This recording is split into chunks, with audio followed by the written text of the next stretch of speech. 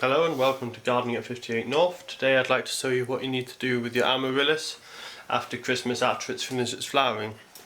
So this is a good example of what your Amaryllis will probably look like after it's finished flowering. The flower stalk will have withered and died. It doesn't always wither and die, sometimes it sets seed and the stalk is still there. But most of the times it doesn't pollinate and it withers and dies back. And your foliage will look like this. It'll be quite leggy. And probably, if you haven't had it in a sunny enough position, it will be like this. It'll be quite squint, going in several different directions, and it'll have more of a yellowy green colour instead of a dark green, which is what you want really, is a dark green. So this is a good example of Amaryllis which hasn't been kept in the right position. And this is a quick video just how to let you know how to get it back into good condition and ready for flowering next year. So to begin with, if you've got a flower stalk, if it's died back like this, it will be wrinkled and it won't be green anymore. And you can cut it back with a pair of secateurs right back to the base here. Just there. And then that can be disposed of. Now if the stem is still green and still growing, then what you'll need to do is just cut off, just behind the flowers there'll be some little bulbs starting to form, and these are the new seed pods. Just cut them off like there. As you can see, just behind the green seed pod and between the stem like that, and then just leave the green stem and let that naturally die down, because that will pull some of the, as that dies down, it'll pull some of the nutrients and energy back into the plant, which you want to keep as much as you can. So once that's done, what you will need is a bamboo cane or a stick to support the plant.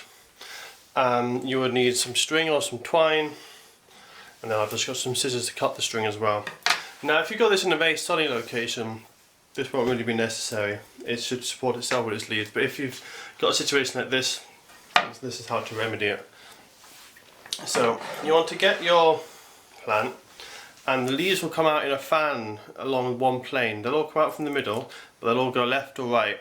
So you want to remember that. You can't move, so on this plant the plane is like this. So you can move the leaves up and down that way, but you can't move them the other way, otherwise they'll snap.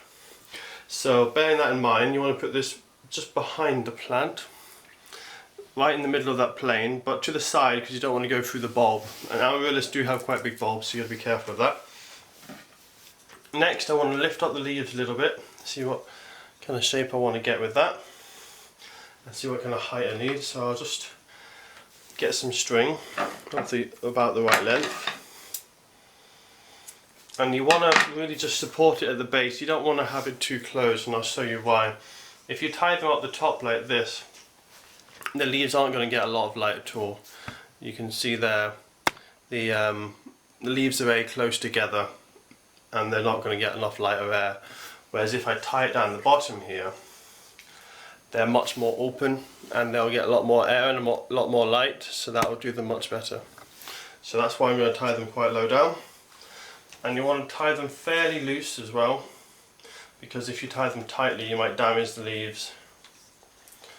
So I'll probably tie it about here. Just a loose knot. So that will do. Now slip down, that's not a problem because I've got the spacing right now, so I just need to lift it up. And that's about right. Just need to do it a little bit tighter, so I'll just quickly do that.